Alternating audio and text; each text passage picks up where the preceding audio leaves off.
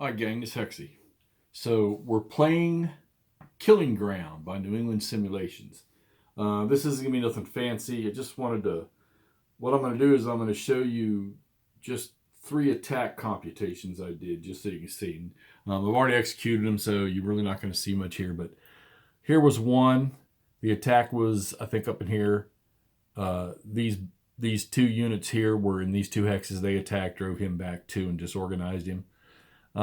This attack here started from that town across that stream into that improved position. It got pushed back, no harm to the Germans. And then this stack over here was in this hex. Yeah, this, I got this wrong. Oh no, he was in this hex and he attacked here. I gotta fix that, sorry. So out of the woods into a clear hex, and they crushed that unit. He took 2-step losses and had to retreat 3, and I split the advance there. All right, so those were the 3 attacks. That's really all I could execute. First turn, the first turn of an operation, you can use surprise assault, but I didn't do that. I just went through and did regular combat. Now, combat modifiers, when you're figuring this out, the combat results table is very nice, and here's your modifiers right here. And then you go into the rules to learn how the modifiers. I only had to go look once as I did each one, and that worked out. So let's try to computate these, or so you all can see what I did here. I'm going to have to hold it for this first one. All right, so for the first attack I did way out on the left, it was 11 to 12, and you have the rounding rule in this game like a lot of MMP games. So then it ended up being 1 to 1. Then I went through all the modifiers, all right? I had divisional integrity for the attacker, so he gets a column shift. But the defender also had divisional integrity. Maybe later on I'll explain how the divisional integrity works in this game. All right, 2 air points were committed off the chit. So you burn an air point on your ground support chart, which is up there. So you burn 1 point for ground support. I think I had 3. And then you draw a chit out of a cup, and it has a number on it for your ground support, and this one was 2. All right, I committed 17 artillery, and then you roll on a table. Right there, you have some modifiers, and whichever number you come up with, that's how many shifts you get for artillery. All right, then we had combined arms, which is an armor battalion and an infantry type unit. And then you have armor superiority value, which the defending Germans had 2 dots, and my attacking force had 3. So they got a 1 armor superiority value shift for that. It breaks down to like 1 to 2 points, 3 to 4 points, 5 to 6 or more. All right, the defender had 1 for division integrity. He had 1 for a hilltop. Now this is a weird rule, the hilltop. So the attacking hex, the hex that was being attacked was this bocage right here. But there's a unit sitting back here that was within 2 hexes is sitting on a hilltop. Well, he had nothing to do with the combat, but because it's a friendly unit on a hilltop hex within 2 hexes, he got a 1 shift bonus. All right, and then he was in a hedgerow hex, so he got another shift. So what it was 1 to 1 in the hedgerow terrain, which you can see right here, all right, which would have been the second one. And then the shifts were 7 minus 3, so it was 4 shifts to the right. So the 1 to 1 attack in the hedgerow ended up being 1, 2, 3, ended up being 5 to 1. And I can't remember what I rolled, but whatever it was, it disorganized, it caused a step loss, and it caused a retreat to that stack right there. All right, so let's take a quick blow through the other 2.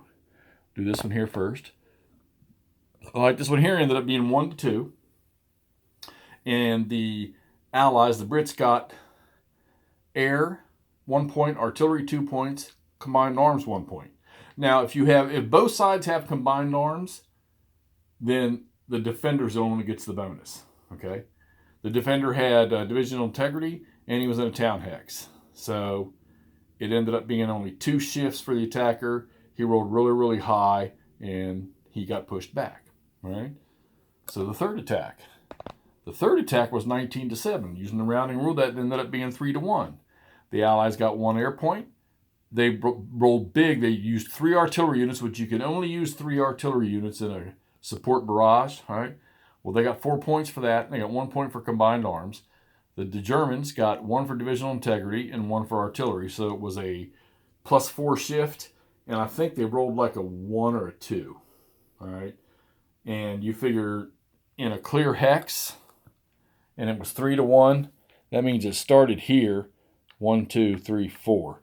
So it ended up being 7 to 1. And like I said, I think he took 2 step losses. Yeah, he took 2 step losses. So which means you flip his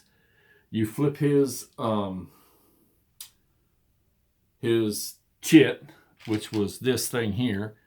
You flip it over to this side. There's 1 step loss. And then when you take another step loss, you flip the unit to its reduced strength side, which is right here. He didn't suffer a disorganization on the chart, but he had to retreat 3. So then we advanced here, we advanced over here, and we got pushed back there. So, like I say, I only had to look at the rules once to understand each of the rules, just one time, to understand how all of those work. So while there are some steps you have to check, and it's really not that bad. You really go through it pretty quick, because not all of them are going to apply. The top 6 there, yeah, one way or another, you're going to be figuring those things out, unless you don't use any air or you don't use any artillery. Checking the hilltop one, because you got the units are on the board, the hexes are small, the counters are small, so you got to move stuff around to identify the hilltops. And the strength, make sure they should have put that attacker strength thing up at the top. If you're in an improved position, as you can see right there, they're going to get a strength modifier of 2. Or if they're in the woods, they're going to get a strength modifier of 2.